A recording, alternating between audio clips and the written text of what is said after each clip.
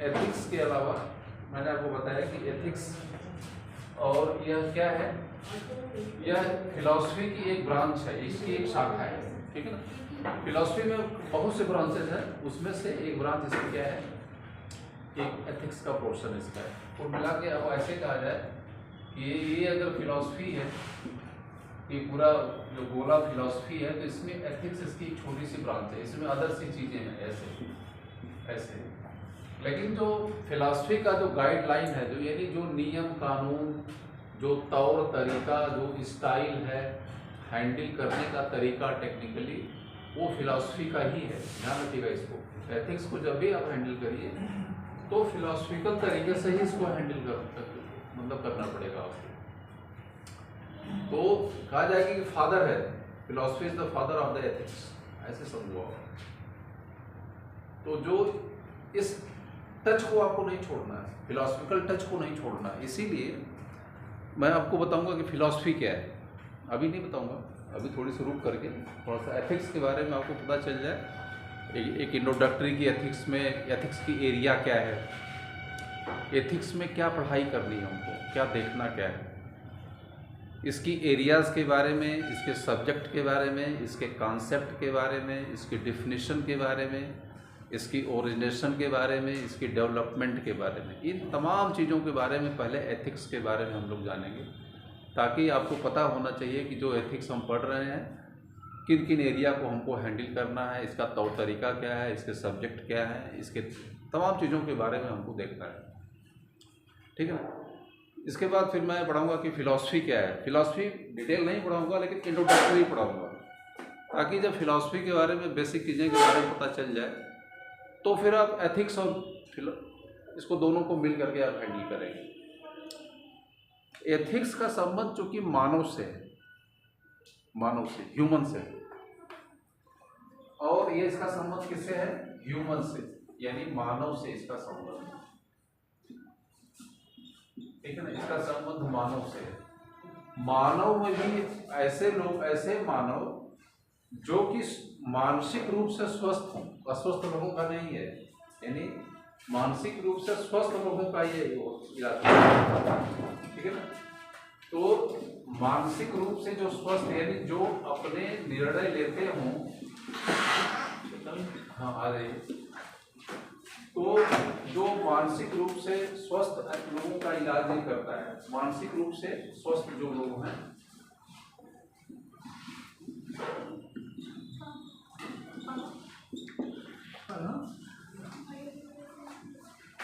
तो एथिक्स में किसका, अच्छा ठीक, कैसे निकलेगा, तुम्हें निकाल दो, समझ।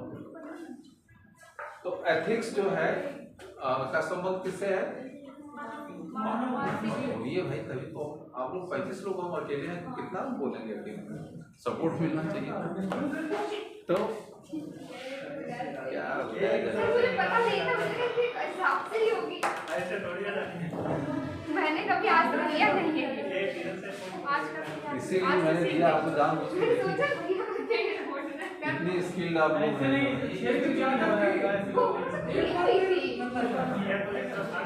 छोड़ो, तुम उधर बैठ जाओ, इधर बैठ जाओ, छोड़ ड्रॉप कर दो, इधर बैठ जाओ, छोड़ो जाना।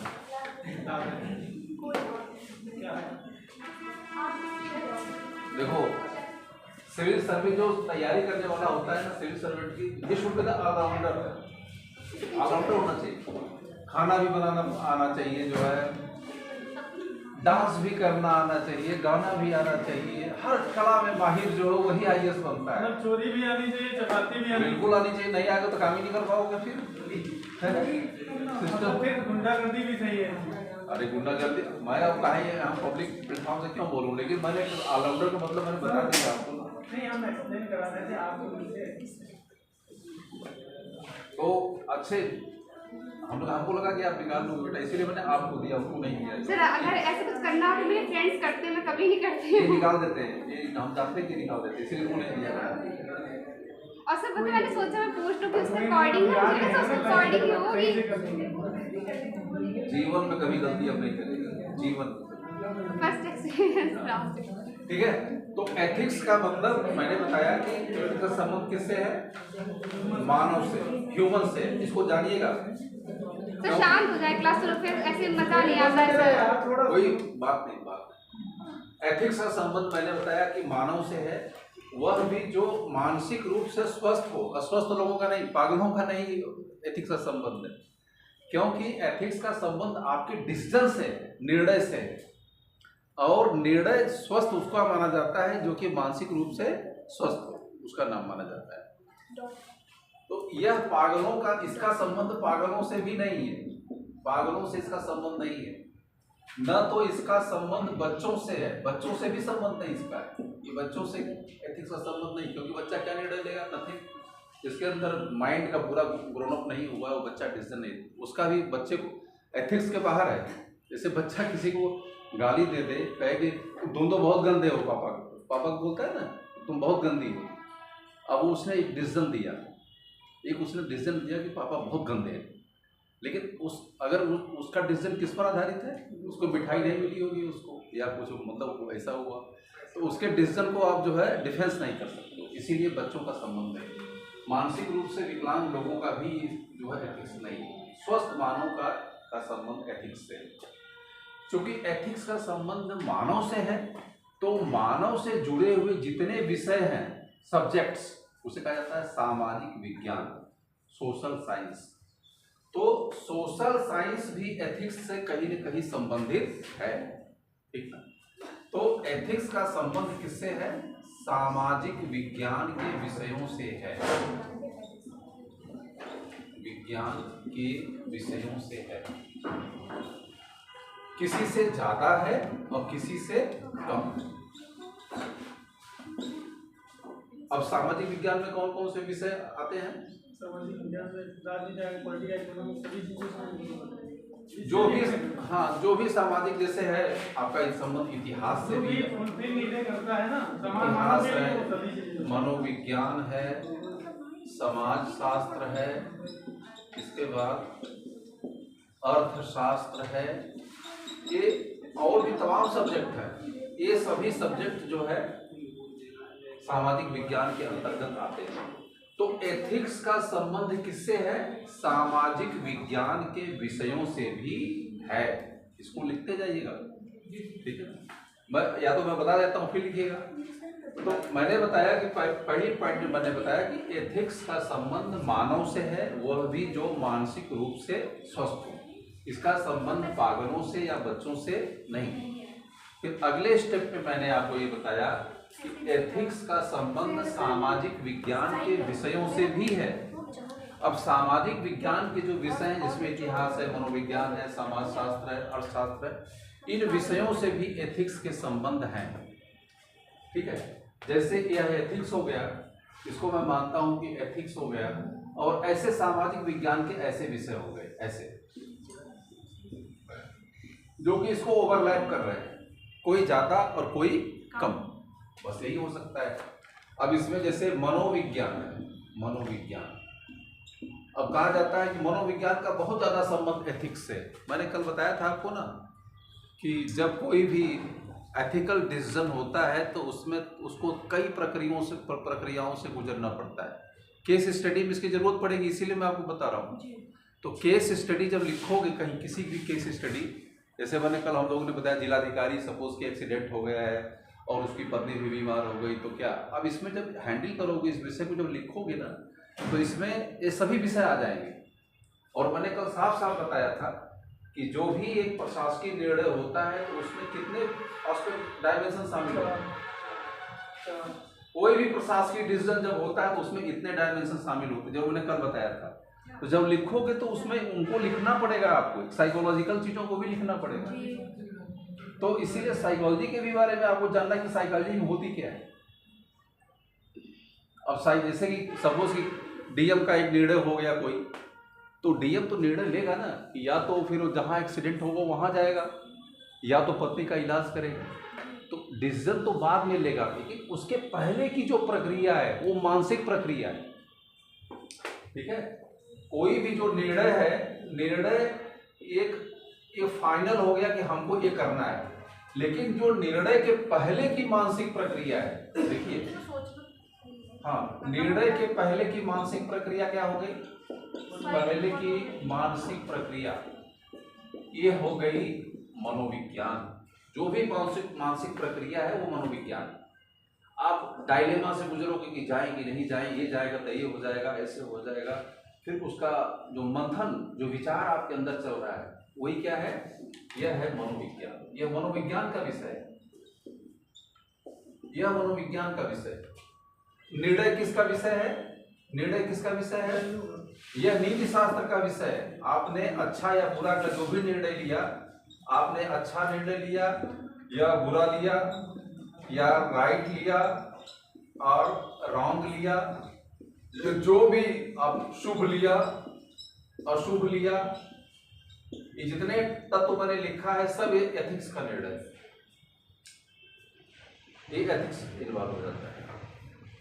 जैसे ही ये निर्णय आपने लिया एथिक्स का है, जो मानसिक प्रक्रिया वो मनोविज्ञान का विषय है। और इसके बाद जैसे ही आप आदेश देंगे मूवमेंट करने के लिए कि हमको जाना है और फोर्स बुलाएंगे या व्यवस्था करेंगे, यह निर्णय फिर इसके बाद आपका जुड़ जाता है आपके राजनीति शास्त्र से, क्योंकि आप कॉन्स्टिट्यूशन से बंधे होंगे। यहाँ फिर संविधान आ जाता है, संविधान या राजनीति, पॉलिटिकल साइंस। तो जब ये इसको लागू करोगे, यानी इम्प्लीमेंटेशन यानी जब इसको लागू करोगे, इस प्रक्रिया को लागू करने की जैसे ही प्रक्रिया बात करोगे, लागू करने की बात करोगे, इसमें तुरंत राजनीति शास्त्र आ जाएगा। यानी आपका कॉन्स्टिट्यूशन, संविधान, आप जो भी कहिए, ये सभी व्यवस्थाएं इसमें आ जाएगा, इसमें इन्वॉल्व हो जाएगा।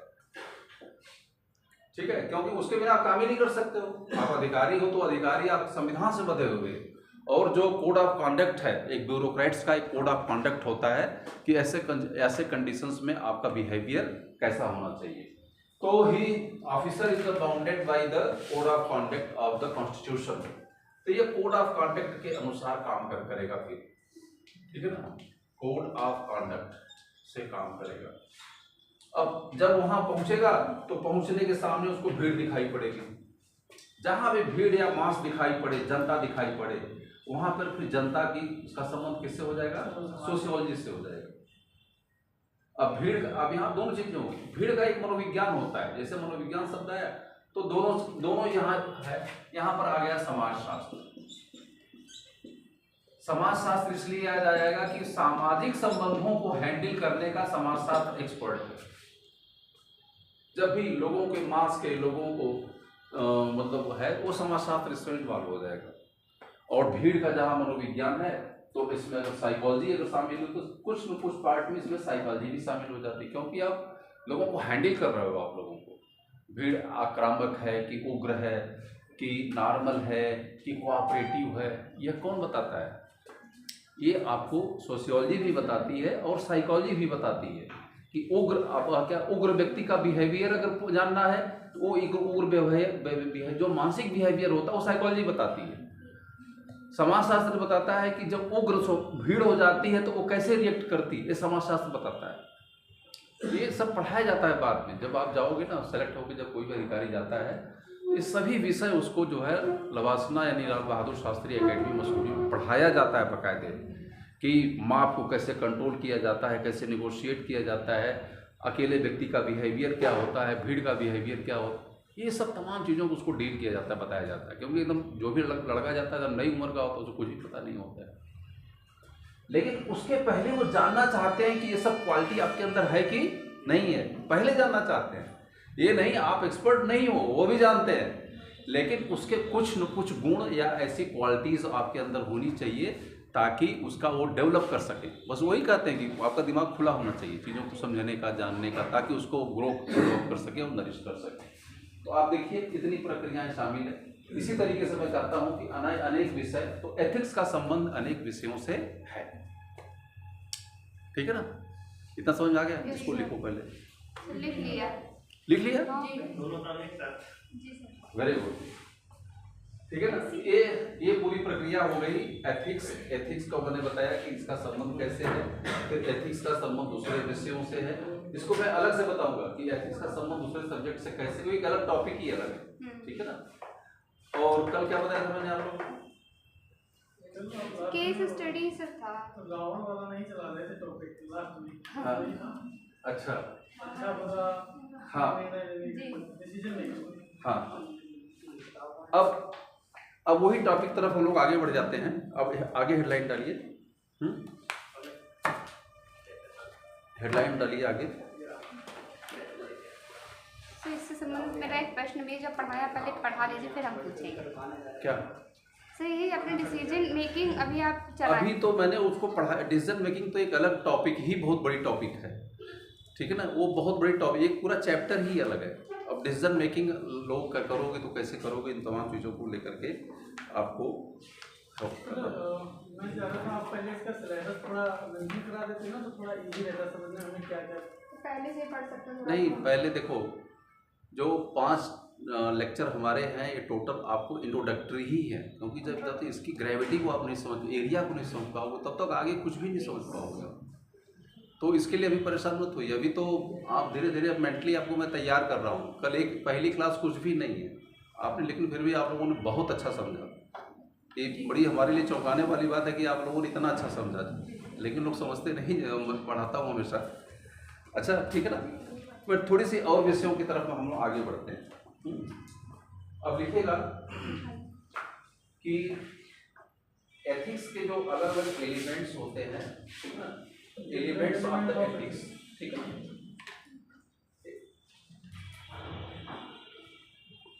एलिमेंट ऑफ द एथिक्स यानी नीति शास्त्र के जो तत्व हैं उनके बारे में मैं आपको बताने जा रहा हूँ।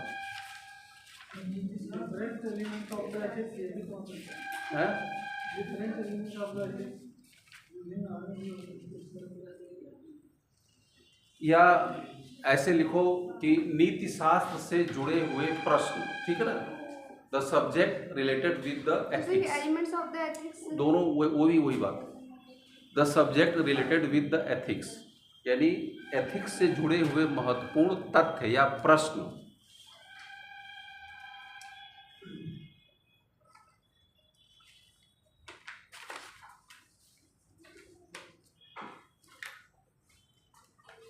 ठीक है ना, ये इम्पोर्टेंट टॉपिक है। आपको समझ में आएगा कि क्या हमको पढ़ना है, सबसे पहले क्लियर हो जाएगा। इसमें क्या किन किन चीजों को हम हैंडल करते हैं, कैसे करते हैं, इसके बारे में। तो पहले हमको लिखने दीजिएगा, इसके बाद आप लिखिएगा, क्योंकि इसमें कॉलम्स वगैरह बनवा के मैं लिखूंगा आपको, ठीक है ना। इसमें 3 कॉलम आप बनाइएगा। एक है पहले कथन, ऐसे लिखिएगा कथन, ठीक है ना। कथन के बाद फिर इसका है निर्णय यानी जजमेंट।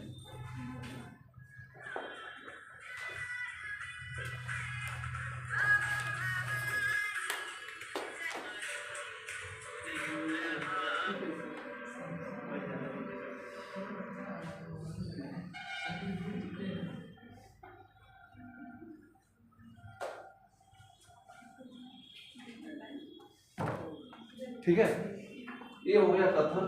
दूसरा हो गया निर्णय।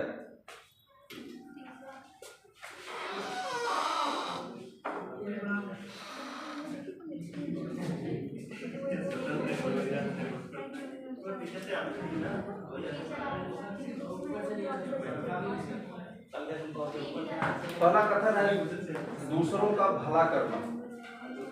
पहला कथन है दूसरों का भला करना, ठीक है। पहले अभी मत लिखिए, अभी उसमें गलत कर दोगे आप। दूसरे कथन है ईमानदारी से काम करना।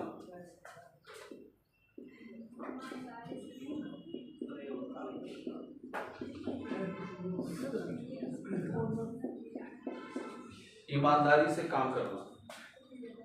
तीसरा है सबको सम्मान देना।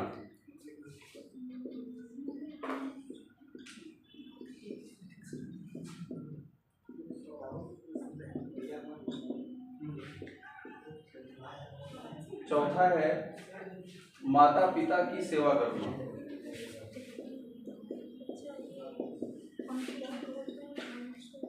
माता पिता की सेवा करना, ये कथन है, ये सेइंग है। अब इसमें ये है कि ये बताइए कि जो लिखी चीजें लिखी गई है, अब इसमें निर्णय है, जजमेंट, एक स्टेटमेंट है और ये क्या है, जजमेंट है।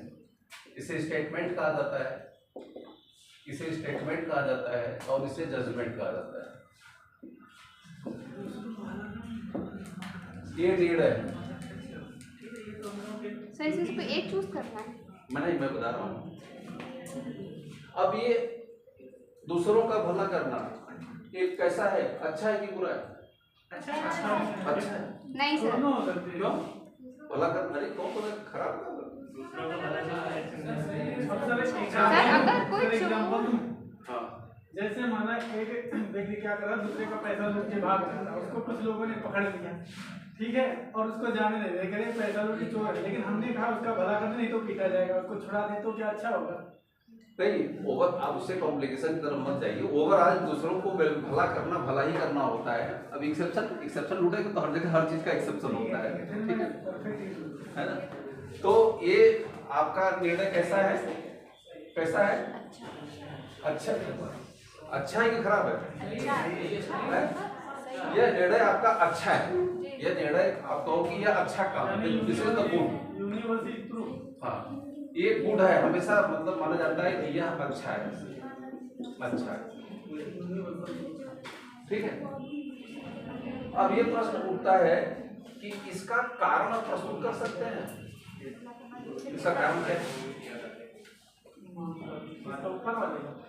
सभी का कारण। आपने कहा कि अच्छा है, अच्छा कहने का मतलब है कि आप एक डिसीजन दे रहे हो, और कोई भी डिसीजन जो होता है बिना लॉजिक और तर्क के नहीं होता है। सर एक एग्जांपल दें। ठीक है, हर डिसीजन, अब यहाँ आपने फैसला दे दिया ना, जैसे जज फैसला जब किसी केस का देता है तो बाकायदे प्रूफ को देखता है कि प्रूफ है कि नहीं है। जो भी किसी को छोड़ दिया, किसी को फांसी दे दिया, किसी को आजीवन कारावास दे दिया, किसी को कुछ भी किया, उस वक्त जब देता है फैसला तो उसके लिए बाकायदे प्रूफ को इकट्ठा करता है। ये प्रूफ है, इसके आधार पर मैं दे रहा हूँ। तो ये बताइए कि आपने अच्छा फैसला दिया तो इसको सपोर्ट करने के लिए आपने तर्क दिया, आपने तर्क ऑटोमेटिक आपके दिमाग ने फैसला दे दिया। आपने तर्क खोजा नहीं, खोजा आपने तर्क नहीं खोजा ना, आपने डिसीजन दे दिया। और इसमें 99 का क्या 100% लोग हैं कि दूसरों की भला करना अच्छी बात है, लेकिन इसके तर्क आप खोजेंगे, क्योंकि जब आप पढ़ने जाए हर चीज को तर्क चाहिए। तो इसके तर्क क्या है बताइए, इसके तर्क क्या है? आपने कहा अच्छा है, अच्छा तो मतलब पहले दिया, इसका मतलब आपके माइंड में बहुत से इसको लेकर के इसके रीजंस भरे पड़े होंगे अच्छे होने के। माता पिता की सेवा करनी चाहिए, इसके तर्क आपके पास हैं? इसमें हम जो भला कर रहे हैं उसका आधार क्या है, ये भी तो होना चाहिए। आप वही तर्क है ना, आधार तो वही तो पूछ रहे हैं। माता पिता की सेवा करना ये अच्छा काम है, इसमें तो किसी में कोई डिसएग्रीमेंट होगा ही नहीं आप लोगों को, लेकिन इसके तर्क क्या है, किस आधार पर आपने बताया? संविधान में लिखा है क्या कहीं? संविधान में लिखा है? नहीं लिखा है, संविधान में तो नहीं लिखा है। लेकिन हाँ, मेरी बात सुनिए, संविधान में तो नहीं लिखा है, तो ये कहाँ से मिला आपको? सही सोशियोलॉजी में सब चीजें देखी जाती है। अध्यात्म से जुड़ा हुआ है, क्योंकि यही ना कहते हैं कि सब पर दया करो, तो आप जब आप दूसरे का भला करो तो आपका भी भला होगा। क्योंकि इसके डायमेंशनल चीजें अप्रोच हो सकती हैं, एक चीज से हम इसका लॉजिक नहीं निकाल सकते, क्योंकि फिर उसमें लॉजिक मांगा जाएगा क्यों कर रहे हैं, मतलब उसका महत्व क्या है, क्यों और वो किस क्षेत्र में कर रहे हैं। तो सर दूसरों को, विकलांग लोगों की सहायता, गरीबों की सहायता, काफी सारी सरकार ऐसी चीजें करती है। एक पर पहले मैं डिस्कस करते हैं। माता पिता की सेवा करना एक अच्छा काम माना जाता है, इस पर सब लोग एग्री हैं, हम भी एग्री, सब लोग एग्री। ये यूनिवर्सल करीब करीब है, पूरी दुनिया में अच्छा माना जाता है। लेकिन इसके लिए तर्क क्या है, तर्क लॉजिक क्या है इसकी? लॉजिक ये है कि जब हम लोग पैदा होते हैं, बच्चा मान लीजिए, ठीक है, उसको केयर करते हैं। हाँ, अरे बाप बोलो, यू कंटिन्यू। दूसरे क्यों देख रहे हो? हम खड़े तो हमसे बोलो, दूसरे को बोलने तो आप क्या करें? बचपन से लेके तरुणावस्था और किशोरावस्था, युवावस्था तक हमारी सेवा करके बड़ा करते हैं, ठीक है। तो कहीं ना कहीं हम लोगों के पास भी 24 घंटे हैं, उनके पास भी 24 घंटे हैं। बचपन से इस अवस्था तक उन्होंने 24 घंटे में से अपने समय से निकाल के, मतलब वो भी उस समय भी अपनी लाइफ गुजार ही रहे थे जब हम लोग बड़े हो रहे थे, और अब भी वो गुजार रहे हैं। तो अब जब हम लोग बड़े हो कैपेबल हो गए हैं, तो कहीं ना कहीं अपनी लाइफ के 24 घंटे में से कुछ ना कुछ समय सेक्रीफाइस की आप बात कर रहे हो कि सबसे ज्यादा जो है बेटे के लिए कोई करता है, तो क्या मतलब ये तर्क है, मतलब इन्होंने कहा कि चूंकि माता पिता हमारे लिए पूरा जीवन डिवोट कर देते हैं, वो सीधी सी बात है, पूरा जीवन डिवोट करते हैं, सब कुछ करते हैं, तो हमारी भी उनके मतलब प्रति जिम्मेदारी ये बनती है, नैतिक जिम्मेदारी बनती है, कोई हमारे लिए कर, लेकिन क्या बस इतनी ही बात है, और कुछ बातें और फिर गिव एंड टेक की बात है, तो समझौते की बात हो गई क्या? और इसमें लॉजिक अगर निकाला जाए तो ये फैक्चुअल रीजन पे होगा कि जैसे कि अभी भाई साहब ने कहा कि हमारी इन्होंने बहुत सीधी सीधी बात कही, गिव एंड टेक की बात कही, क्यों? चूंकि उन्होंने अपना पूरा जीवन दिया, तो हमारी भी जिम्मेदारी बनती है कि हम उनके लिए कुछ करें, ठीक है। लेकिन क्या यही रिलेशन है माता पिता के बीच में, बेटे के बीच में, बेटे और पिता के बीच में, वो कोई भी किसी की संतान को ट्रेडिशनल भी होगा, नेशनल इसमें जुड़ेगा, क्योंकि ये पीढ़ी दर पीढ़ी, तो अगर सोशियोलॉजी से कनेक्ट करेंगे तो भी कनेक्ट होगा सोशियोलॉजी से, क्योंकि ये परंपरा की वंश बढ़ाने के लिए एक तो बच्चे का जन्म दिया जाता है, पहला करते सबका करता है, दूसरी चीज बच्चे का पालन वो इसलिए करते हैं क्योंकि हम जब असहाय होंगे, आगे समय में हमारा देखभाल कौन करेगा, हमारी केयर कौन करेगा। जैसे अगर वो बुजुर्ग होंगे, ऐसा तो है नहीं हमेशा ठीक स्वस्थ अपनी दिमाग में कुछ भी हो तो उनको खाना पीना और उनकी देखभाल करने के लिए, तो एक इसमें ये भी आधार होता है, इसलिए वो करते हैं कि हमारी जिम्मेदारी एक होती है, जिम्मेदारी। चलिए ठीक है, हम समझ गए गिव एंड टेक की, लेकिन एक बात और भी समझिए आप लोग, हाँ कि मतलब जितने भी जो बड़े लोग हैं आईएएस या पीसीएस या कोई भी अधिकारी बने, तो ये अनाथ आश्रम जो खुले उनमें इन्हीं के मतलब जो माता पिता सबसे ज्यादा जाते हैं, क्योंकि मध्यम वर्ग के बहुत कम जाते हैं, जो बड़े लोग हैं उन्हीं के ज्यादातर माता पिता जो है उसमें जाते हैं अनाथ आश्रम में। सभी लोग जो डिग्री पढ़ते हैं, हर चीज पढ़ते हैं, फिर उन्हीं के माता पिता जाते हैं। तो कहने का मतलब है कि इसके पीछे तर्क, और ये कोई आपको न तो स्कूल में पढ़ाया गया, न तो कोई संविधान की किताब में लिखा है, फिर भी हम उसको फॉलो करते हैं, और बहुत कड़ाई से फॉलो करते हैं संविधान को, तो बल्कि ओवरटेक हम लोग कर देते हैं। लेकिन इनके जो माता पिता की सेवा करना, इस विषय को तो संविधान से भी ताकत तरीके से मानते हैं, बहुत लोग अपनी जान भी दे देते हैं। बहुत जो बॉन्डिंग है, उस बॉन्डिंग को तो संविधान में नहीं लिखा जा सकता है ना। तो जो ह्यूमन रिलेशन है उसके बारे में भी अब यहाँ पर ये जो लॉजिक ये है कि इसको अच्छा मानने के पीछे तर्क क्या है, सबको सम्मान देने के पीछे तर्क क्या है।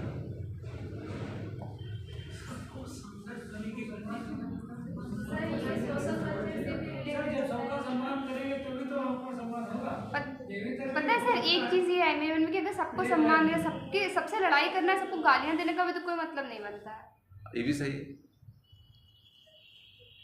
अब गाली देने से काम बने तो फिर तो गाली देना पड़ेगा, बट गलत होता है। चलिए, इसके दो आधार हैं। मेरे कहने का मतलब है कि जो आपको बताया, आप जो लॉजिक बता रहे हैं, जैसे कि उन्होंने कहा कि माता पिता है, माता पिता की अगर आप सेवा करेंगे, तो आप जब सेवा उनकी करेंगे तो वृद्धावस्था, जब आप भी वृद्धावस्था में पहुंचेंगे तो आपके भी बेटे आपकी सेवा करेंगे। लेकिन जिसके बेटे ना हो, फिर उसको क्या क्या क्या होगा? ये भी तो इशू है। जिसके लड़ा संतान नहीं, या जो वाजपेयी जैसा अविवाहित आदमी रह जाए, वो क्या करेगा? यहाँ पर सोशल वैल्यू इंक्लूड होगी, किसी को गोद ले नहीं, हर आदमी किसी को नहीं ले सकता है। सोशल वैल्यू सर यहाँ पर इसका जो विवरण दो, इसका जो लॉजिक है, जो लॉजिक हम प्राप्त करते हैं, दो जगह से प्राप्त करते हैं। जो हमारी परंपराएं हैं, सामाजिक परंपराएं हैं, इसके तर्क को अगर आप डिफाइन करेंगे तो इसको हम पाते हैं अपनी परंपरा में। जब हम पैदा होते हैं तभी हमको ये बताया जाता है कि हमको ऐसा करना चाहिए, ये परंपरा बताया जाता है। तो ये जो तर्क कहाँ से आया? हमारी परंपराओं से आया, from one generation to other generation. ये लगातार चीजें चलती ही जा रही हैं और इसको हम अंदर से बैठा के रखते हैं। दूसरा, हमारे शास्त्रों में भी लिखा हुआ है। तो पहली जब प्रूफ क्या हो गया, पहली हो गई परंपरा और दूसरा हमारे क्या हो गए, शास्त्र। अब ये डिसीजन हो गया। देखिए, मैंने इस पूरा रिवर्स, अब जैसे जब आप केस स्टडी पढ़ोगे ना, तो केस स्टडी में यही आपको बताया जाता है। इसके पीछे जो भी फैसला दोगे उसको तर्क दोगे। नीति शास्त्र में जो भी फैसला दिया जाता है वह हवा हवाई नहीं होता, उसको क्या होता है, उसके लिए साक्ष्य होता है, तर्क होता है। तो इसीलिए नीति शास्त्र का जो डेवलपमेंट हुआ है, जो विकास हुआ है, वो कहाँ से हुआ है, वह परंपराओं से हुआ है, परंपरा। और यही परंपरा जो है बाद में परंपरा जो कि परंपरा शास्त्रों में कंपाइल कर दिया जाता है। माता पिता की सेवा करना हमारी किताबों में मिल जाएगा, धर्म की किताबों में मिल जाएगा, हर जगह मिल जाएगा आपको। फिर बाद में इसी परंपरा को कानून का दर्जा दे दिया जाता है। कानून कैसे बना, परंपरा से बना कानून, ठीक है ना। जो परंपराएं हैं, जो अच्छी परंपराएं हैं जिससे हमको फायदा मिलता है, एक दूसरे का सम्मान देना, ईमानदारी से काम करना, दूसरों का भला करना, ऐसी बहुत से हेडिंग्स हो सकती है। ये हमारी परंपराओं में चली आ रही है। और कुछ ऐसी परंपराएं हैं जिससे समाज का भला होता है, जिससे लॉ एंड ऑर्डर मेंटेन बनता है, उसको फिर क्या बना दिया गया, कानून में शामिल कर दिया कि भाई ये तो कंपलसरी सबके लिए, ये नहीं करोगे तो फिर जो है दिक्कत पैदा हो जाएगी, ठीक है ना। ये इसको पहले लिखिए, फिर मैं इसका नेगेटिव पार्ट बताता हूँ आपको। अब दूसरों का नुकसान करना, ये दूसरों का भला करना हो गया। अब इसको ठीक उल्टा कर देते हैं, दूसरों का नुकसान करना।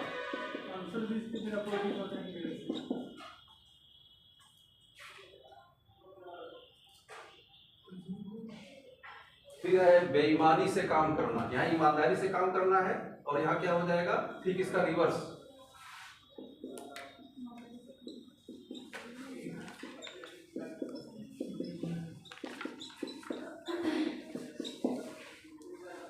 तीसरा सबको सम्मान देना है।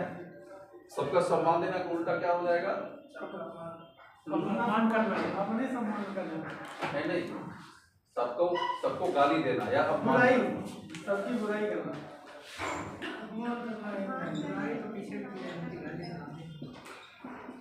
सबका अपमान करना।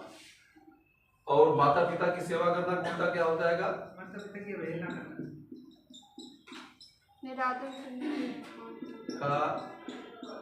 निरादर करना, ठीक है। अब ये क्या है, अच्छा है कि बुरा है, ये जो लिखा है कि अच्छा है कि बुरा है, ये बुरा है, ये है बुरा या बैड है, ये बुरा है। इसके तर्क दीजिए, इसके लॉजिक कहाँ से आती है, ये कहाँ लिखा है दूसरे का नुकसान करना एक बुरी बात है। अब से जैसे दूसरे ने दीवार खड़ी करी, हम तोड़ दें आके, फिर तो गलत हो जाएगा। हर चीज होती है तो उसके दो पहलू होते हैं, एक उल्टा एक सीधा, उसी हिसाब से इसका भी बनाएंगे। नहीं, उसको मत देखिए, दूसरों का नुकसान करना, बेईमानी से काम करना एक बुरा माना जाता है, इसमें तो बेईमानी करना लेकिन बुरा है। अब इस बुरा का तर्क क्या है, आधार क्या है, कहाँ इसका मेंशन किया है, दर्शन से। हाँ, एक तो इसका आधार ये परंपरा में जुड़ेगा, वो तो वैसे ही ना, वो तो है ही रहेगा, वो तो साथ में चलेगा, चलेगा। बुरा करने को मतलब कि खराब क्यों माना जाता है, ये मेरा प्रश्न है। और यह कैसे, यह मतलब कि इसको अच्छा नहीं माना जाता है, नैतिक मूल्य कैसे, बताओ तो। जो शास्त्रों से अगर देखा जाए तो दर्शन शास्त्र, एक आपने सुना होगा चार्वाक दर्शन, तो चार्वाक दर्शन में बताया गया है you have to be happy anyhow, चाहे आपका किसी का मतलब बुरा करके चाहे अच्छा करके, किसी भी तरीके से घी पियो लेकिन उधार लेकर, ये मतलब चार्वाक दर्शन। हाँ, इसमें अब यहाँ फिलॉसफी आ जाती है। चार्वाक कहता है यावत जीवेत सुखम जीवेत ऋणम कृत्वा घृतम पेवेत। उनका कहना है कि जब तक जियो सुख से जियो, भले ही पड़ो किसी से जो उधार लेकर के घी पीना पड़े, ठीक है। उनका कहना है कि जो शरीर है, जब तक प्राण इसमें है तभी तक जो है आप हैं, प्राण खत्म, आपको शरीर को ले जाकर के लोग क्या करेंगे, जला देंगे। तो शरीर के जितना आप सुख ले सकते हो, इसके लिए भले कर्ज ही क्यों लेना पड़े, जब तक रहिए, खुश रहिए, खूब एकदम ऐश करिए, चाहे सब कुछ करना पड़े, जब तक शरीर है तब तक आप हैं, शरीर खत्म, सब कुछ खत्म। बट सर, इसे भोगवादी कहा जाता है, चार्वाकों कहा जाता है। दे आर द भोग, मतलब ये लोग मेटलिस्टिक अप्रोच को बिलोंग करते थे, भौतिकवादी। तो अगर उससे इनको कहना है कि दूसरे को नुकसान करके अगर हमको कुछ फायदा मिल रहा है तो भौतिकवादी कहेगा ये हमारे लिए क्या है, क्या हमारे लिए अच्छा है, ये भौतिकवादी। तो ये वैल्यूज कहाँ से आती हैं कि दूसरे का नुकसान करने मतलब कि that is the bad thing, ये कहाँ पे है, इसकी रूट्स बताइए ना। यही तो एथिक्स है, और क्या है। एथिक्स में तो आपके दिमाग को एकदम ऐसे कर देगा, ऐसा कोई भी हालात के आधार पर और शायद जैसे कि मनोविज्ञान के आधार पर, क्योंकि सिचुएशन सबसे ज्यादा महत्वपूर्ण इसमें रहती है। जैसे कोई व्यक्ति भूकंप बन रहा तो चोरी तो करेगा ही, फिर अच्छा नहीं, ठीक है आपकी बात। इसके अगर तर्क को अगर आप निकालना चाहेंगे, जैसे ऊपर इसके तर्क को निकालना चाहेंगे, इसके भी तर्क दो प्रकार के निकलेंगे। इसका तो विवरण हमारी पहली कहाँ पे है, इसकी परंपराओं में, परंपराओं में है। हर आदमी जो बहुत बड़ा चोर होता है वो भी कहता है कि अरे चोरी नहीं करनी चाहिए, है ना। जो जितना बड़ा बेईमान होता है वो उतना बड़ा कहता है कि अरे मैंने तो कुछ बेईमानी किया ही नहीं जीवन ठीक है ना। ये परंपरा है। इसका मतलब है कि अब चाहे जितना बड़ा जो आदमी गलत करने वाला है, लेकिन वो पब्लिक कहेगा हमने तो कुछ किया ही नहीं, तो उसका मतलब वो भी अंदर से मानता है कि जो मैंने किया है वो गलत किया है, वो भी मानता है। तो यहाँ पर यह है कि इसके तर्क कहाँ से मिलते हैं, यह क्यों दूसरे को नुकसान करना खराब माना जाता है, क्या रीजन इसका है।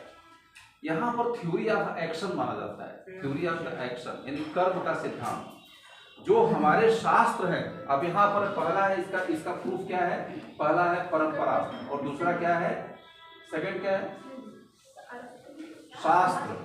हमारे शास्त्र जो हमारे शास्त्रों में लिखा गया है, इसके दो सपोर्ट करने वाले, ये जो तर्क है इस तर्क को दो जगह से सपोर्ट मिलता है। एक हमारी परंपराओं में हमको हमारे परिवार में बताया जाता है, और दूसरा जो बताया जाता है हमारे शास्त्रों में लिखा हुआ है कि दूसरों का जब बुरा करोगे, दूसरों का नुकसान करोगे, बेईमानी से काम करोगे, अपमान करोगे या माता पिता का निरादर करोगे, ये सब बुरे चीज हैं। जब करोगे तो यहाँ पर जो आप कर रहे हो उसका रिवर्स, ये theory of the action, theory of the action यानी कर्म का सिद्धांत। कर्म का सिद्धांत, कर्म का सिद्धांत में क्या है, जैसा करोगे वैसा भरोगे, जैसा करोगे वैसा भरोगे। जो आप अभी कर रहे हो, अगर आप दूसरे को अपमानित किया तो इस जन्म में नहीं तो अगले जन्म में इसको आपको लौटाना पड़ेगा, वो सीधी सी बात। अब यहाँ पर आ जाती है फिलॉसफी। जैसे बहुत से भारत में ऐसे धर्म हैं जो कि रिबर्थ को नहीं मानते हैं, जो कि रिबर्थ को नहीं मानते, फिर वहाँ क्या हो जाएगा, लेकिन उनका भी हिसाब किया जाएगा। उसमें लिखा हुआ है कि मरते जिस दिन कयामत होगी, कयामत के दिन सबका हिसाब किया जाएगा। वहाँ भी छोड़ने की बात नहीं कही गई है, हिसाब तो होगा लेकिन कयामत तक। सर इसमें मेरा क्वेश्चन है,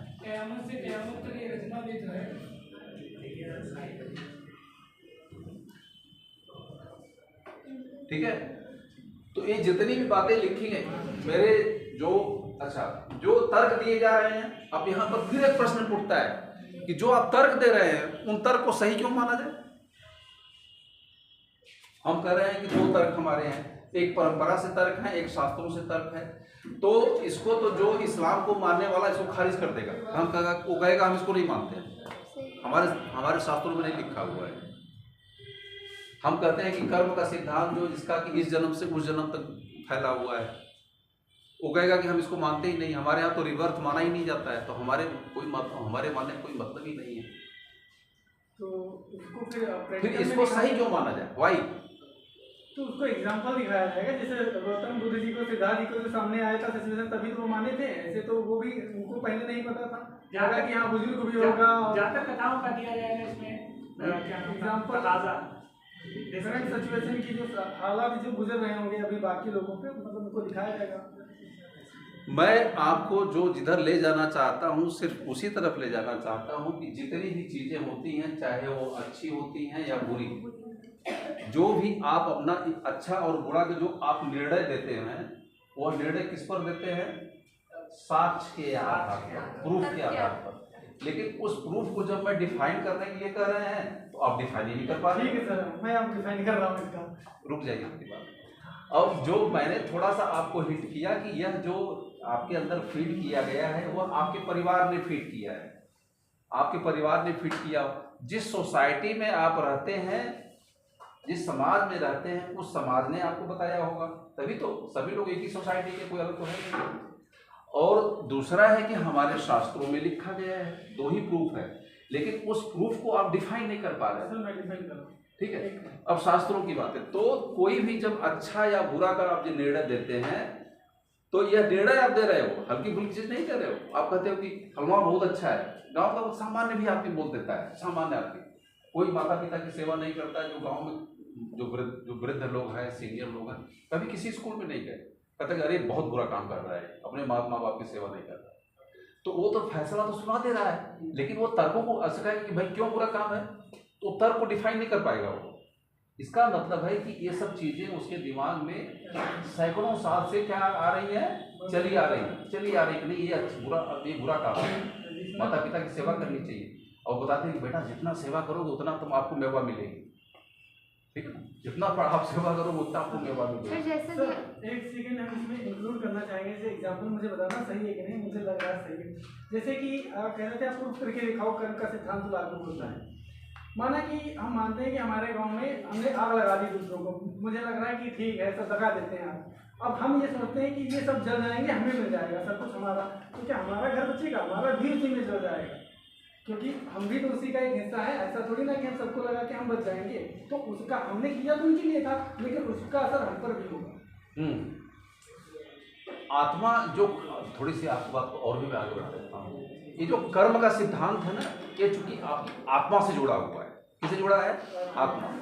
और आत्मा को इटर्नल माना जाता है, तो आत्मा है तो आपके आप चोरी करेंगे तभी वो रिकॉर्ड आपको कर रही है, बेईमानी करोगे तभी कर रही है, वो तो इटर्नल चीजें है ना। तो इसीलिए कर्म को भी इटर्नल माना गया है। कर्म को आप जो है खत्म नहीं कर सकते हैं। आप कहोगे कोई काम नहीं करेंगे, आप बैठ जाइए, क्या काम नहीं कर रहे हैं?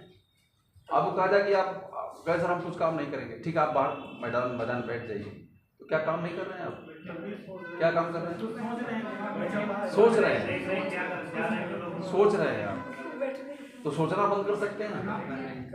आप मान लीजिए सो गए, आपने कहा कि नहीं सोचना बंद कर देंगे, नशा ले लिए जाके सो गए, तो फिर क्या कर रहे हैं आप? तभी आपके ब्रेन के न्यूरॉन्स क्या कर रहे हैं? वो काम कर रहे हैं।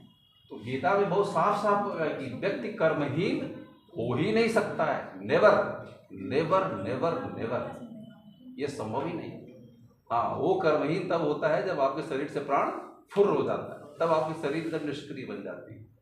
लेकिन तब भी सक्रियता कम नहीं होती है। जो प्राण होता है निकलता है ना, वो भी वाइब्रेशन, जो बेचैनी जो शरीर में थी वो शरीर के बाहर निकल जाती है, वो भी भनभनाता रहता है, जैसे भौरा भनभनाता है, वो भी करना है। Theory of the action, this is the theory of the action.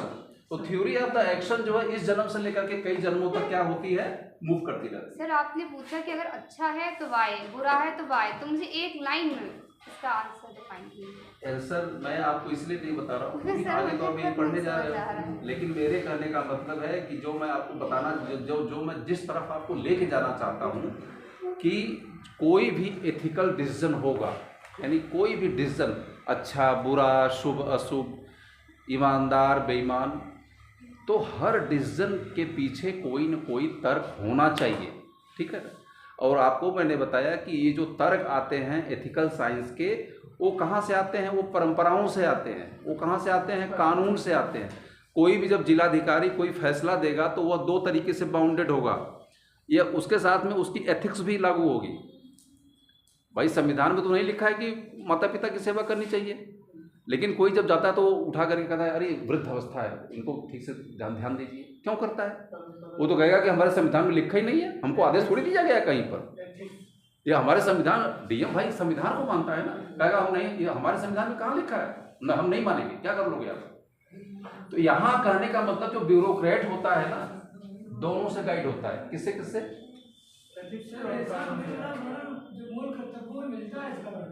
जो हमारे संविधान होता है उसके अनुसार भी फॉलो करता है, और जो एथिक्स होती है वह उसको भी फॉलो, जिसको हम लोग फॉलो कर रहे हैं।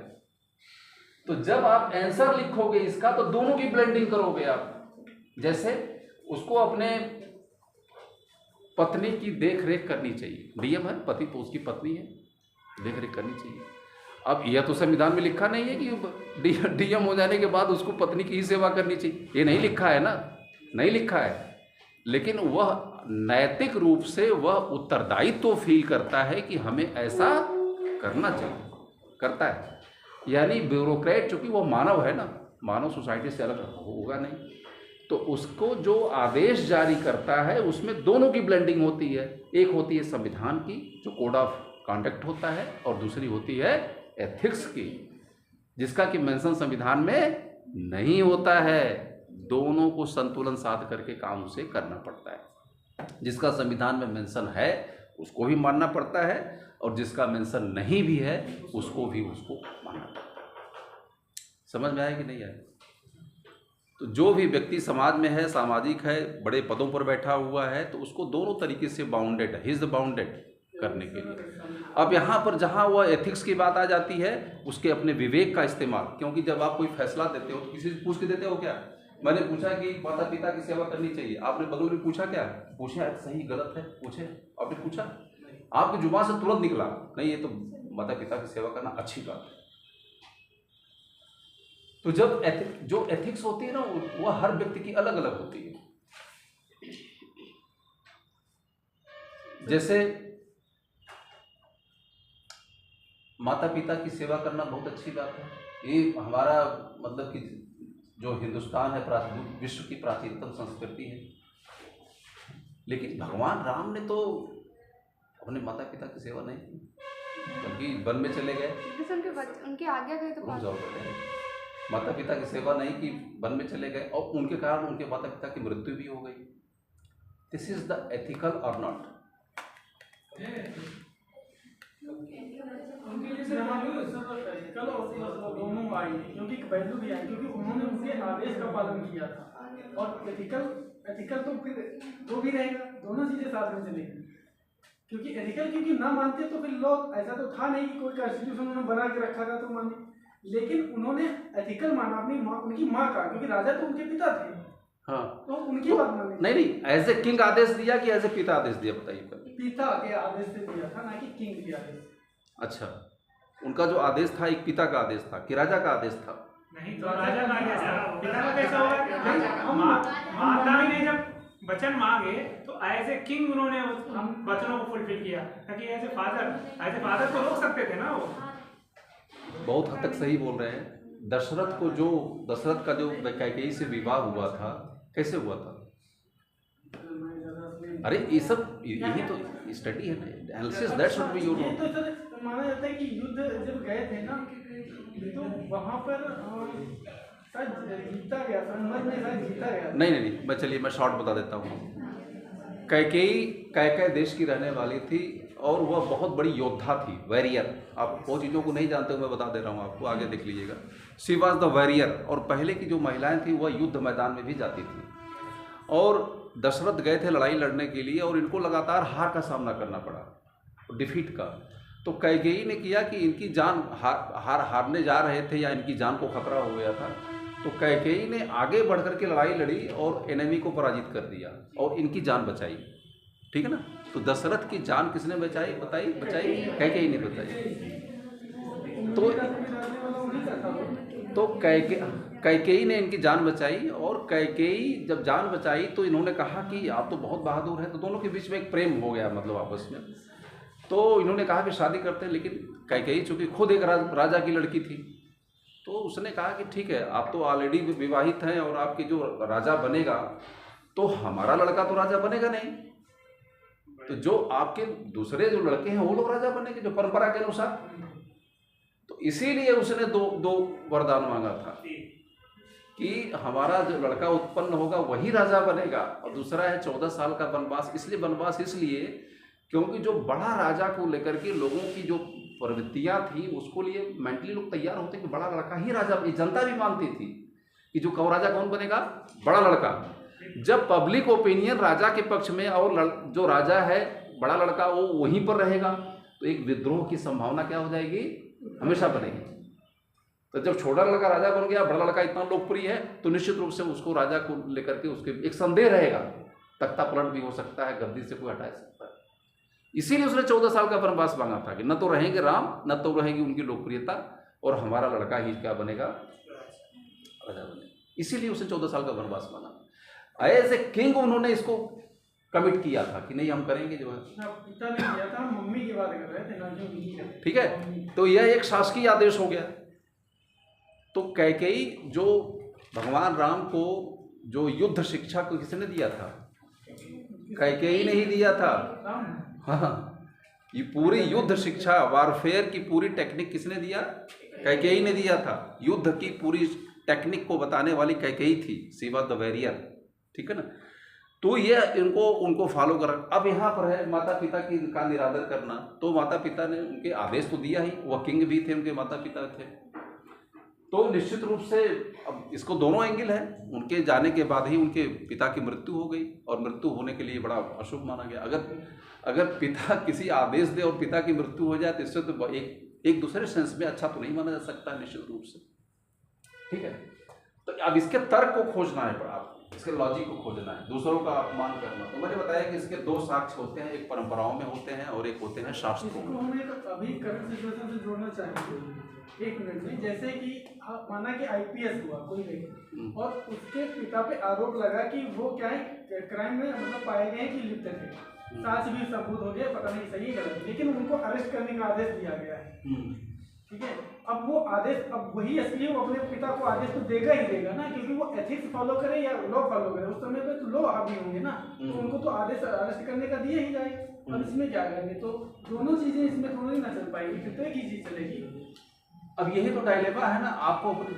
आपने कुछ दूसरा तर्क दिया, इन्होंने दूसरा तर्क दिया। अब इसमें है कि जो काफी जांचने वाला है, जो अप्रोप्रिएट तर्क है उसको देखेगा, अपने तर्कों को कितना मजबूत कर सकते हैं। ठीक है, आप अगर आप इनसे डिसएग्री करते हैं या किसी तर्क से डिसएग्री करते हैं, तो उसके लिए जो तर्क होने चाहिए बहुत ही मजबूत होने चाहिए, और इतने मजबूत होने चाहिए कि दूसरा आपकी बातों को मानने के लिए बाध्य है। ये आपकी यही प्रोफिशिएंसी है। एथिक्स अगर आप इतना चीज़ों को समझ रहे हैं तो ये अपने आप में बड़ी चीज़ है। ठीक है ना। तो अब ये हो गया, इसको लिख लीजिए पहले, लिख लीजिए। सर मेरा एक प्रश्न है कि जो तार्किक क्षमता है वो व्यक्ति के माइंड में कैसे मतलब विकसित होती है?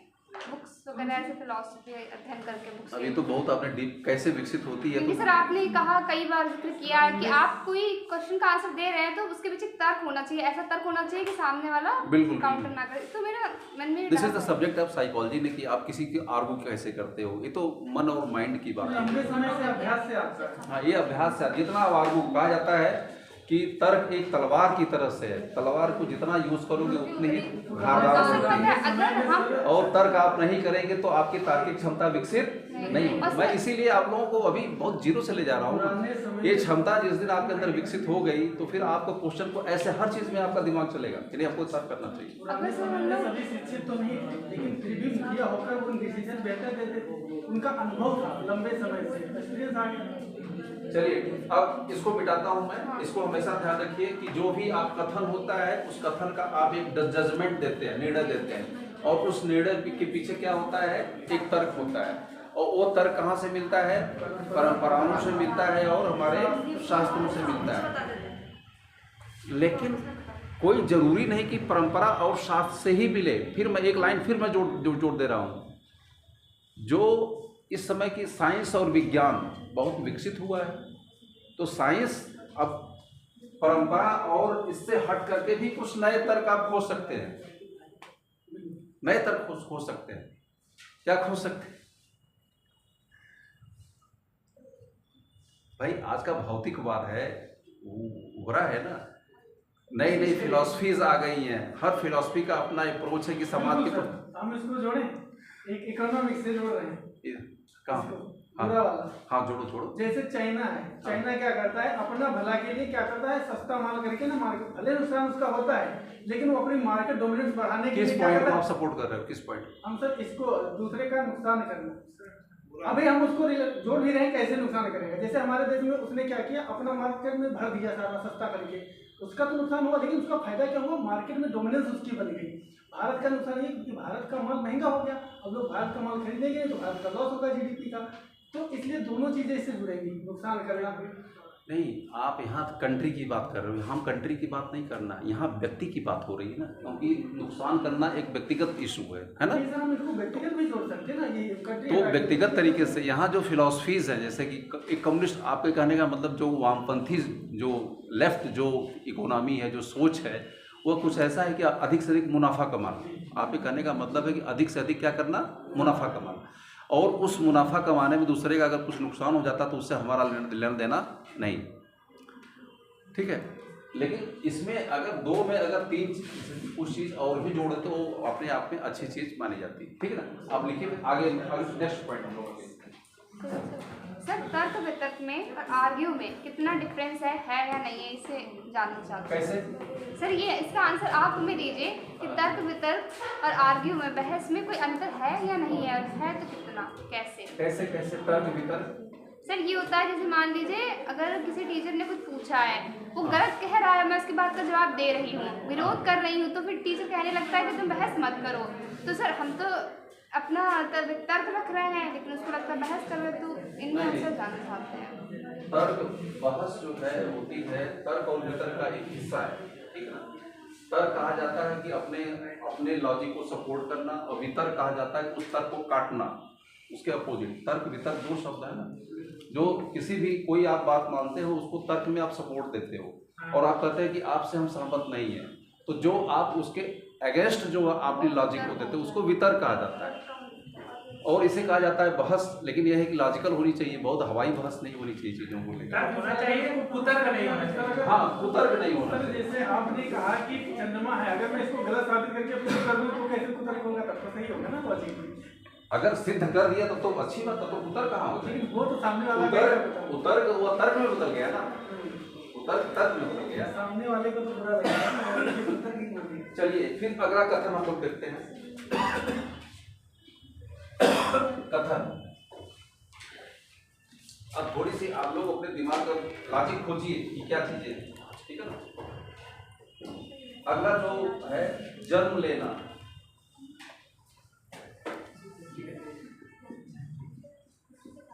यानी बर्थ।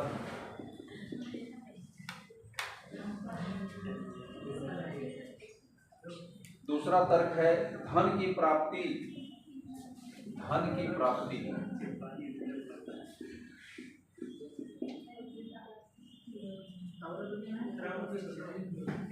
तीसरा है विवाह होना, यानी मैरिज।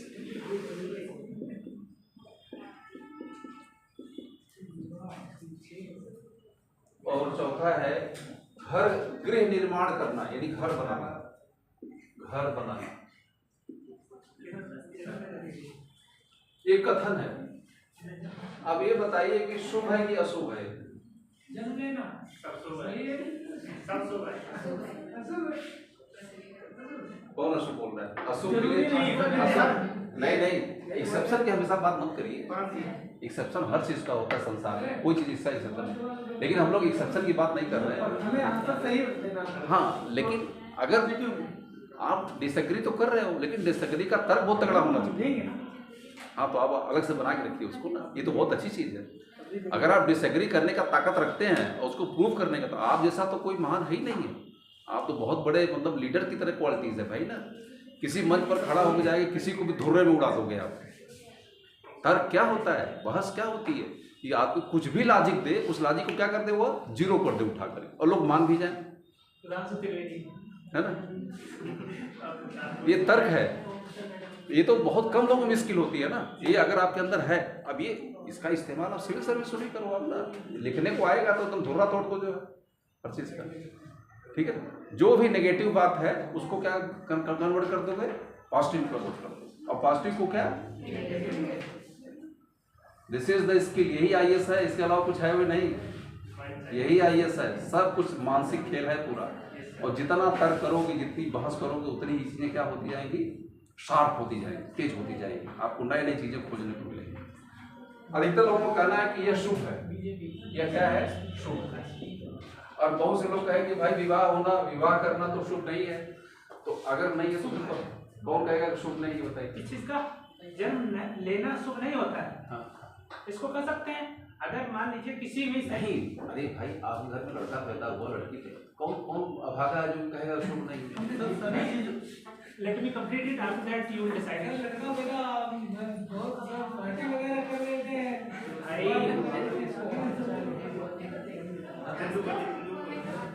हाँ होगा।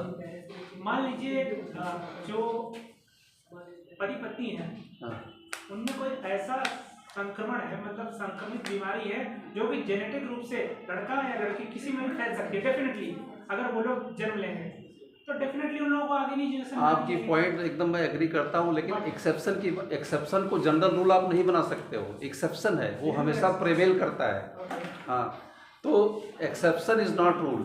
जो अपवाद होता है उसको नियम नहीं माना जाता है। वो हमेशा एक्सेप्शन हर सोसाइटी में होता है, हर जगह रहता है। एंड आफ्टर दैट अगर आपका हैंड टू माउथ लाइफ चल रही है तब भी you don't need to born a baby. जब दो लोग आपस में हैंड टू माउथ नहीं चल पा रहे खाना पीना, हाँ तो आफ्टर दैट क्यों व्हाई यू विल। नहीं ऐसे आप देखिए एक से गरीब 20-20 लड़के पैदा किए पड़े हैं। तो उनका रीजन है तभी तो वो मतलब गरीब ही बने रहते हैं। उनकी अपनी लॉजिक है, लेकिन आप तो एक्सेप्शन की बात कर रहे हो ना।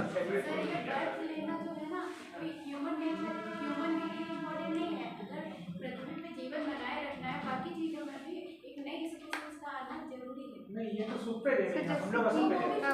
इसे शुभ माना जाता है। इसमें चलिए हम लोग एक्सेप्शन की बात नहीं करेंगे, डिसएग्रीमेंट की बात नहीं करेंगे, जो कि यह मैंने बताया कि एक्सेप्शन हर जगह है, ठीक है। और एक्सेप्शन को सपोर्ट करना थोड़ा बड़ा मुश्किल हो जाता है, आसान नहीं है, आसान नहीं। तो ये शुभ है। और अब इसकी जो लॉजिक है, इसकी तर्क है, तर्क कहाँ से आता है? साथी का साथ जन्म का जन्म साक्षी से हैं? साथ जन्म का। अच्छा वो की बात कर रही है। इसके तर्क संगत कारण बताइए। तर्क संगत कारण यानी रीजन, इसके कारण क्या है? रीजन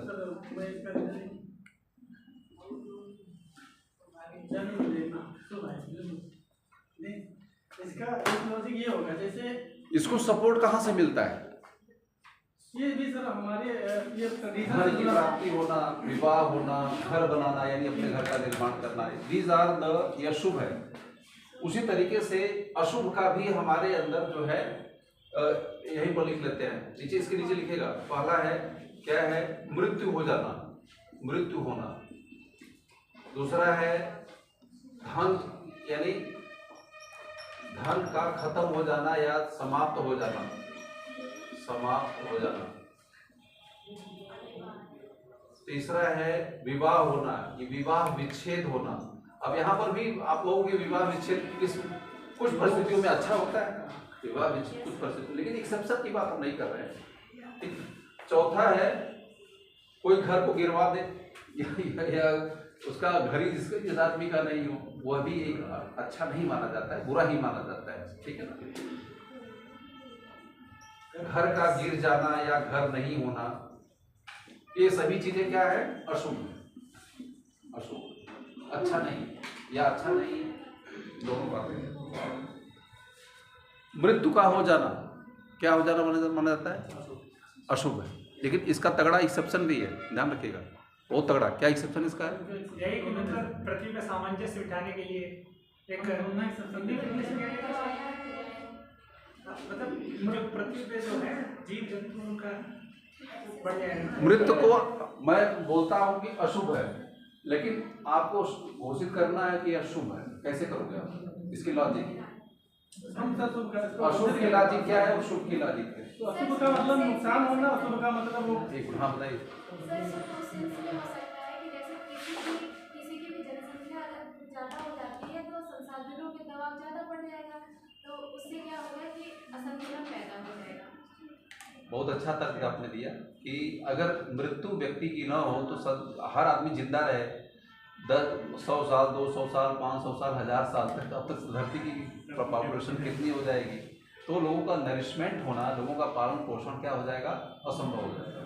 इसीलिए मृत्यु का यह इन्होंने भौतिकवादी सोच बताई, एक फिजिकल थी। बहुत अच्छा लॉजिक दिया इन्होंने, बहुत अच्छा लॉजिक दिया। अब इसके और भी बताइए। सर ऐसे बहुत सारे स्टेट और कंट्री होते हैं जहाँ पे जनसंख्या बहुत ज़्यादा कम होती है, फिर वहाँ पे जापान, सिक्किम वगैरह का भी नाम मैंने सुना है। हाँ। और भी एक तरह से चल रहा है। मृत्यु शुभ कैसे है? एक तक, दूसरा तक बताइए। मृत्यु शुभ इसलिए भी होगी आपने अपने गांव में बहुत से जो बुजुर्ग मर जाते हैं तो लोगों को बाजा बजवाते हुए देखा है? हाँ मैंने देखा है। तो हम इसको इकोनॉमिक से जोड़ें। जब उनका टाइम अगर वो लोग टाइम तो क्या कहते हैं प्लैटिनम जुबली को पार कर जाए 100 इयर्स की प्लस, तो उनका मान लिया गया वो सफल हो गई थी। हाँ, एग्जाम्पल इसका सर बेटर एक देता तो हूँ। 60 जैसे 70 ईयर्स ओल्ड थे तब भी बजवाया था इन लोगों ने। सर एक फैमिली है और उनके मतलब ज़्यादा ठीक ठाक नहीं सिचुएशन, उनके बेटे मरने वाले थे, वो चल रहा था सिंपल, लेकिन उनके बेटे के घर में कैंसर हो गया, पता है कि वो ठीक तो नहीं होगा, लेकिन उनकी दवाई पे भी लगाना होगा, क्योंकि कहेंगे दर्द होगी तो सब कहेंगे, समाज वाले भी कहेंगे, तो उनको दवाई भी कराना था।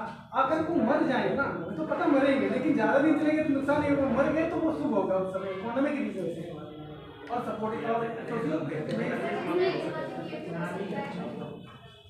हाँ इसका लॉजिक ये भी हो सकता है कि उन्होंने अपने जीवन के अधिकतर जो चरण होते हैं, जो प्रक्रिया है, जो हम लोग फॉलो कर लिया, पूरा कर लिया, उसके बाद में अब वो एक ऐसी उसके आगे स्टेज पे जहाँ से उनको अब आगे बढ़ेंगे तो ज़्यादा उनके जिंदा रहने का फायदा नहीं है, तो मर जाते हैं। इसके बाद में ये बताइए। लाइब्रेरी को उसमें मिलेगा। हाँ सही आप बताएं। दो तीन चीज़ें हैं शुभ मानने के, जैसे कि 90 साल की अवस्था मान लीजिए और उनका एक आदमी उठाने वाला चाहिए, एक आदमी बैठाने वाला चाहिए, एक आदमी खाना खिलाने वाला चाहिए, सब कुछ चाहिए। तो अब उनको लगता है घर वालों को यार मुंह पर तो नहीं कहेंगे लेकिन आड़े बड़े कहेंगे कि अगर चले जाएं तो अच्छा है जो है ना? लेकिन एक दिक्कत है, हाँ तब इसे शुभ लोग मानेंगे, शुभ, लेकिन यह भले जाहिर नहीं करेंगे लेकिन क्या है चलो ठीक बहुत से लोग। अच्छा दूसरी चीज़ ये है कि जैसे आपने कहा कि जो 90 साल की अवस्था में 100 साल की अवस्था में मरा, भरपूर जीवन जिया, नाती पोते जितने भी होते हैं सब के सब हैं, तो ये हमारी परंपरा मान के भरपूर जीवन जिया है, इनका जीवन क्या है सफल है। ठीक है, अब अगली यात्रा इनकी शुरू, इसको भी शुभ माना जाता है। सर इसको एक तर्क और दे दूं मैं आपको। भारत में जो हमारा दर्शन कहता है कि मृत्यु अंतिम सत्य नहीं है, यह माना सबसे बड़ा तर्क मैं दे रहा हूँ। जो हमारे हम लोग फिलॉसफी से बने, भारत एक जो एक हमारा धार्मिक देश है, दार्शनिक देश है, तो यहाँ का ये मानना है कि यह मृत्यु अंतिम सत्य नहीं है, बल्कि एक अगले जन्म का यह पदार्पण है। This is the start of the new birth, एक नए जन्म का पदार्पण हो रहा है। इसीलिए जिसको हम लोग वास्तव में मृत्यु देख रहे हैं वह सिर्फ एक शरीर का बदलाव है, शरीर खत्म हो जाएगी नई शरीर आ जाएगी, जैसे गीता में लिखा हुआ है कपड़े बदलने जैसा है। तो इसीलिए मृत्यु को एक बैड या खराब निगाह से देखने की जरूरत नहीं है। जैसे किसी युवा की भी जब मृत्यु हो जाती है कहीं कभी काल, तो उस परिवार पर एक विपत्ति का जो है पहाड़ टूट जाता है। लेकिन जो गांव की बुजुर्ग महिलाएं होती हैं, जो वरिष्ठ लोग होते हैं, वो लोग जाते हैं उस परिवार में। एकदम 20-20 साल का बच्चा मर गया, उस परिवार का पहाड़ टूट जाता है। कोई किसी परिवार में पहाड़ टूट जाएगा दुख का, लेकिन गांव के जो लोग समझाने वाले बुजुर्ग हैं, जो लोग जाते हैं, वो क्या समझाते हैं?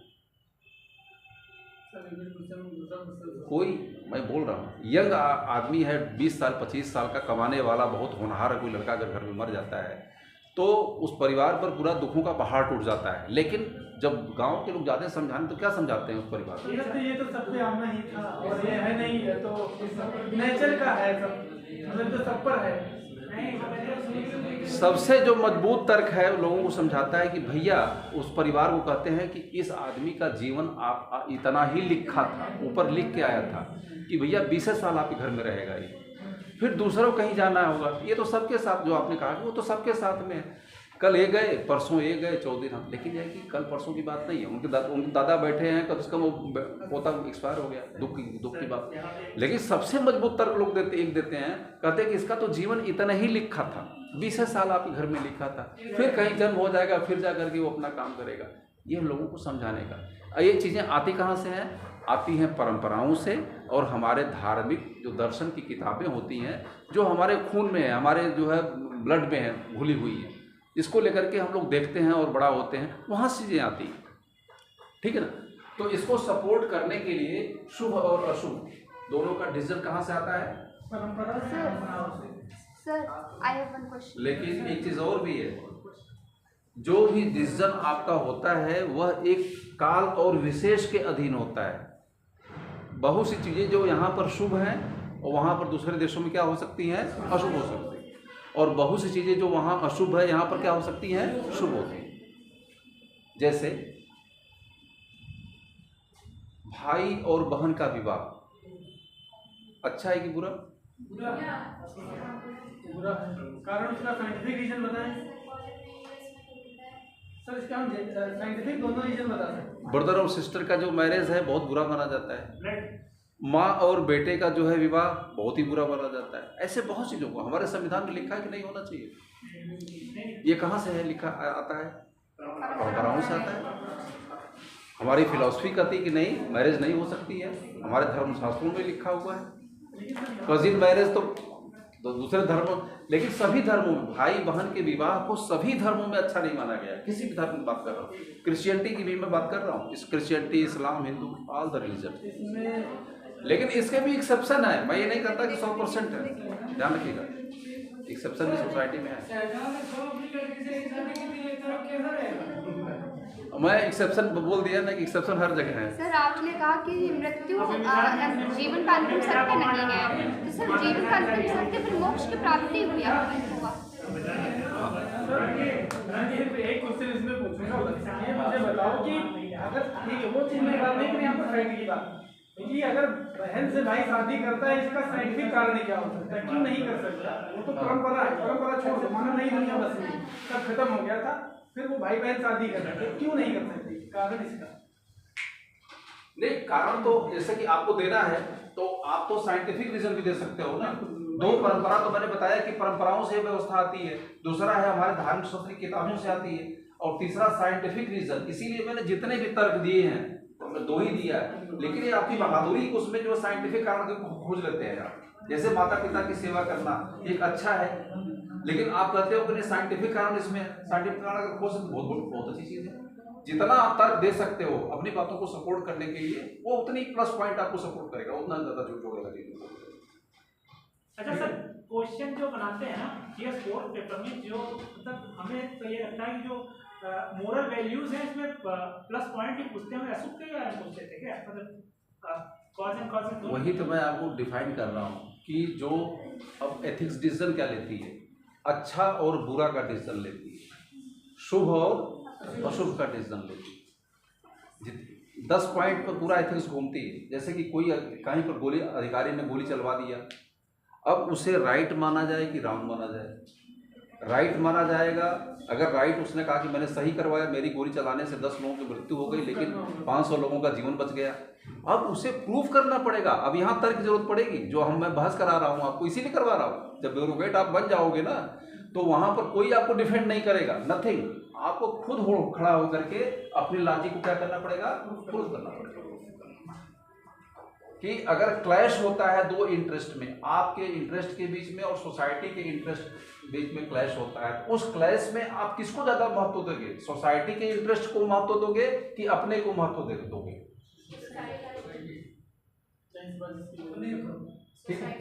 सर आपने कहा कि तर्क अभ्यास करने से आता है। मान लीजिए कि हम तर्क करना चाहते हैं और सामने वाला नहीं, तो फिर कैसे होगा? जहाँ पर ज्यादा इम्पोर्टेंस जिसका होगा वैल्यू ज्यादा। हाँ, वैल्यू है उसकी।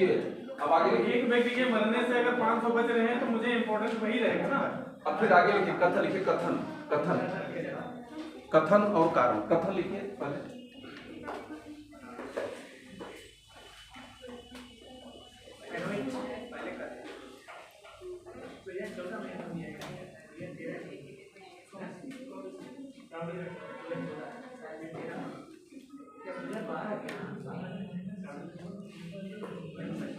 कथन लिखिए नंबर 1, सड़क के नियमों का पालन करना। सड़क के नियमों का पालन करना। सड़क के नियमों का पालन करना। सर क्वेश्चन बोलते मेरे दिमाग में इसका अपोजिट कट का आंसर और दोनों आ जाते हैं।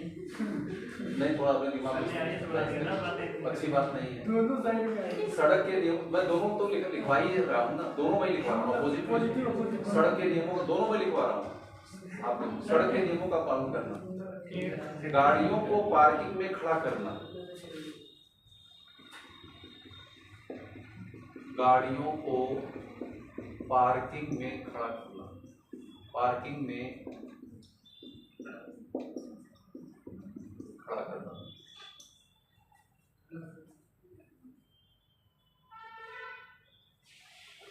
तीसरा है हेलमेट लगाना। हेलमेट लगाना। अब इसका अपोजिट लिख लीजिएगा, सड़क के नियमों का पालन नहीं करना। सड़क के नियमों का पालन नहीं करना। दूसरा है गाड़ियों को पार्किंग में खड़ा न करना। गाड़ियों को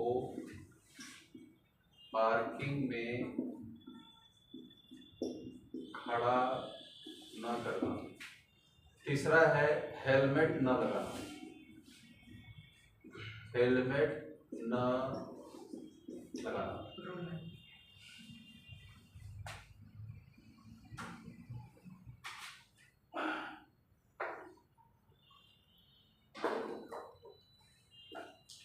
अब यहाँ शुभ नहीं है, ठीक है ना? क्या हो जाएगा?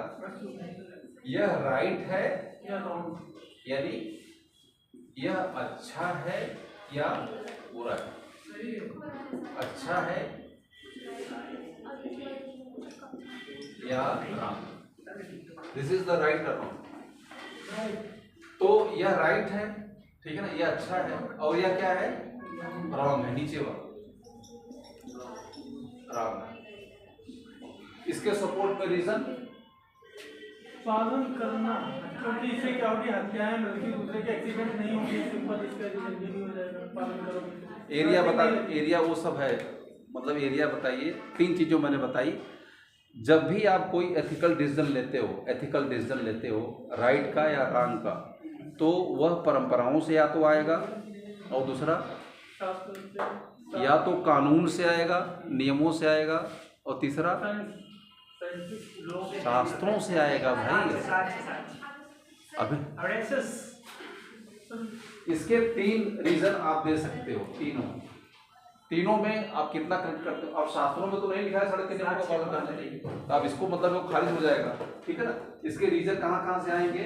पहला आपको जो आपके पास मैंने पीछे बताया, या तो शास्त्रों में लिखा होगा, या तो यह कानूनों में लिखा होगा, या तीसरा कहाँ पे होगा? वह परंपरा पे होगा। चौथा रीजन कुछ और दे सकते हैं? साइंटिफिक रीजन हम देखें। साइंटिफिक रीजन, बहुत अच्छा आपने बताया, वैज्ञानिक कारण, क्योंकि परंपरा तो हमारी 1000 साल पुरानी परंपरा है ना। अब कानून में हर चीज को लिखा नहीं जा सकता है, शास्त्र भी हमारे पुराने हैं, तो जो लेकिन मॉडर्न डिस्कवरी संसार में हुई है उसका मेंशन नहीं है। अगर अपने तर्क को मॉडर्न डिस्कवरी से अगर आप कनेक्ट करते हो तो बहुत बड़ी चीज अपने आप में आपको दूसरे से कम 2 नंबर तुरंत मिल जाएगा, क्योंकि मॉडर्न अप्रोच से आप अपनी लॉजिक, यहाँ लॉजिक है ना, ये लॉजिक है, तर्क है। तो जो है वैज्ञानिक दृष्टिकोण,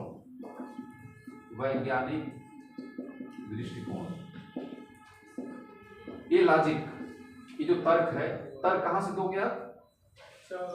अपने जो ये आर्गुमेंट है, या आर्गुमेंट है, इस आर्गुमेंट को सपोर्ट कहाँ से निकालते हो आप? इतनी चीजों मैंने लिखा है, लेकिन चूंकि शास्त्रों में नहीं लिखा गया है कि हमको सड़क के नियमों का पालन करना चाहिए, यह कहाँ लिखा है? कानून में लिखा है। फिर परंपरा में, भाई परंपरा में भी है, ऐसी बात नहीं है। लोगों में यह माना जाता है कि आप घर से निकलोगे तो लोग कहेंगे भैया हेलमेट लगा लो, आपके पापा कहेंगे, भाई कहेंगे, पत्नी बोलेगी, पति बोलेगा, ठीक है, और जो भी रिलेशन सब लोग हेलमेट लगा के जाना। हमारी पत्नी तो घर के बाहर निकल सबसे पहले हेलमेट नहीं निकलने देती, ठीक है भाई। सर देख रहे हो आप लोगों के बाल, यहाँ सर भी नहीं है।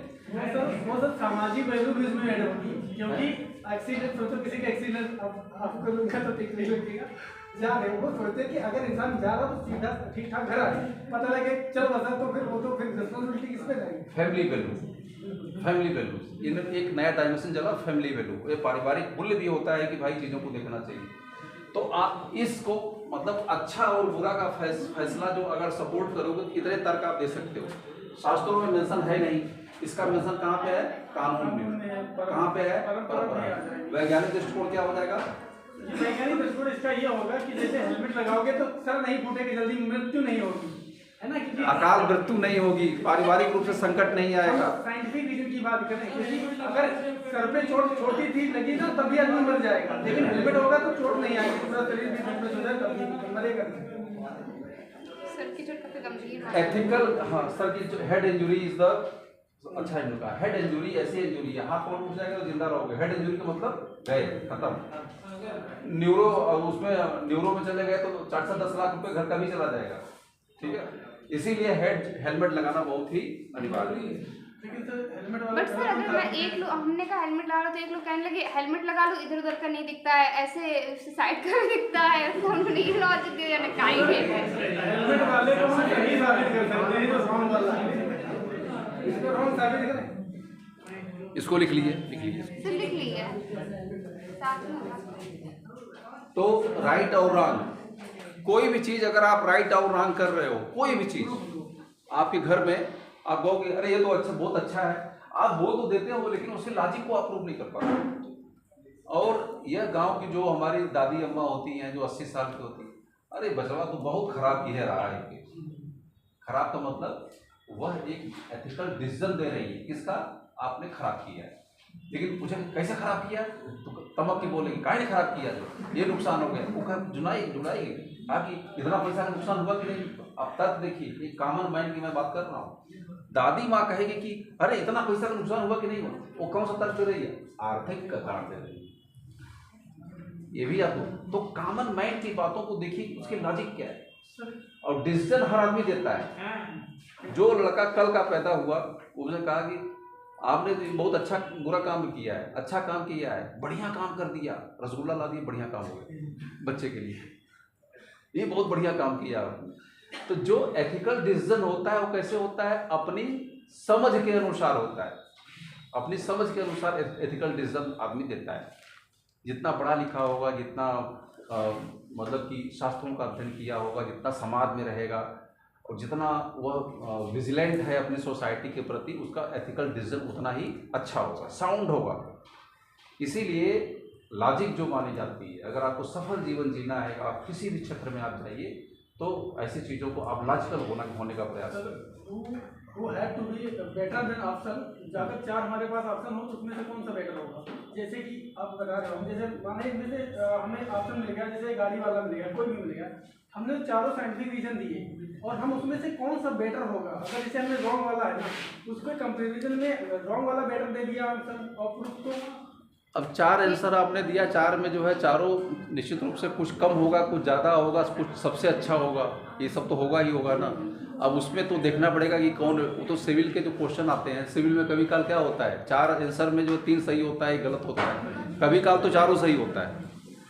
तो यह आपके ऊपर है कि जो कौन ज़्यादा इंपॉर्टेंट है और कौन ज़्यादा इंपॉर्टेंट नहीं है। अच्छा ठीक है, वो अलग बात होगी। आप ये बताओ ना, अगर साइंटिफिक रीजन को बाकी छोड़ दो तो बेटर ऑप्शन यही माना जाएगा या यही लगेगा ट्रेडिशन वाला? आपका आंसर सही होना चाहिए, फिर चाहे जो भी आप वो आभार। हाँ चलिए आगे लिखिए। बहुत बड़ी